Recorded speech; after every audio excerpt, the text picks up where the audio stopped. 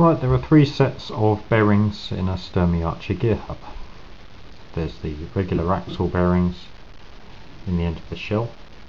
There's another set of axle bearings in the driver, and there is the gear ring, the ball ring, I beg your pardon, that the driver sits in. The bearings in the driver and the end of the shell are bog standard bicycle rear wheel bearings, 1/4 inch balls in a race. Now, Sturmey-Archer tend, for sheer convenience, to use a caged race. You can use loose or caged. If you do use caged, try and get them with at least 8 bearings in, and preferably a grade 100 or better. Don't settle for the cheap eBay rubbish grade 1000. So here's how we get them out. The bearing cage is held in with a retainer with a small groove in it, and the groove is actually relevant. We'll cover that in the lubrication. But basically, to get it out of the driver, you just want to get a tip of a screwdriver underneath one edge and just start to lever it up, and eventually it will just pop out. Now, these are very cheap, so it's worth replacing them when you replace the bearings.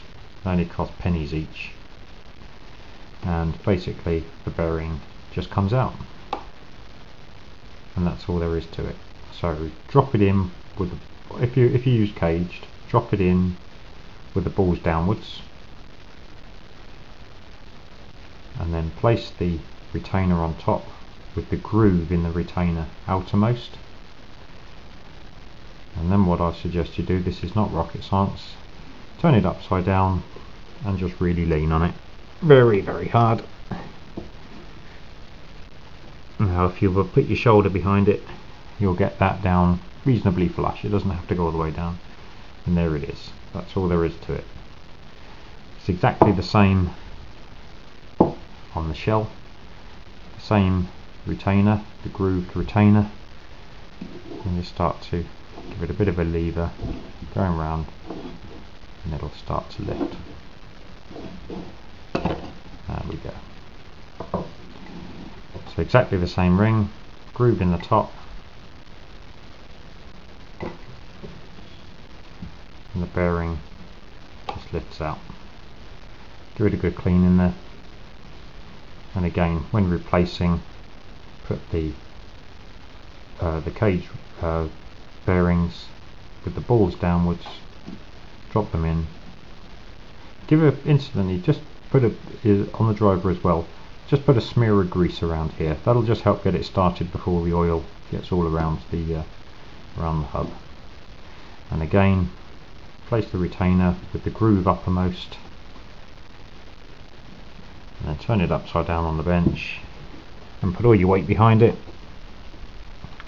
and press it in,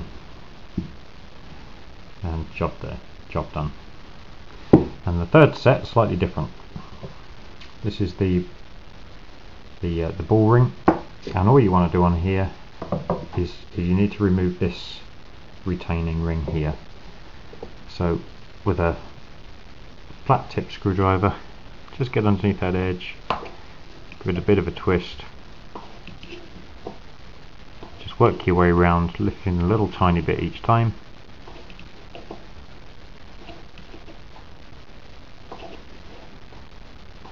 and it'll start to come up.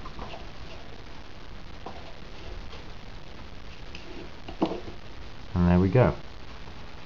So it's just a pressed steel ring. Now, in here is 24 loose balls.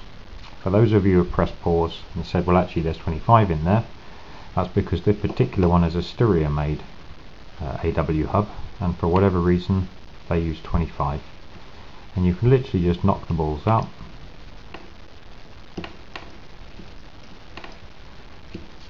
and there is a little lip just here.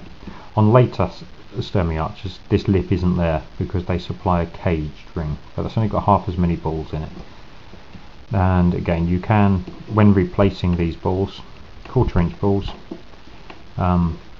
just put a smear of grease around here just to get it started and help keep those balls in place. Okay, so replacing them then, obviously you'll be using new balls. Just drop them in, keep it level on the bench and they won't run away anywhere. Again, smear of grease will help keep them in place, and it'll just get the lubrication started before the oil has had a chance to work its way around the hub.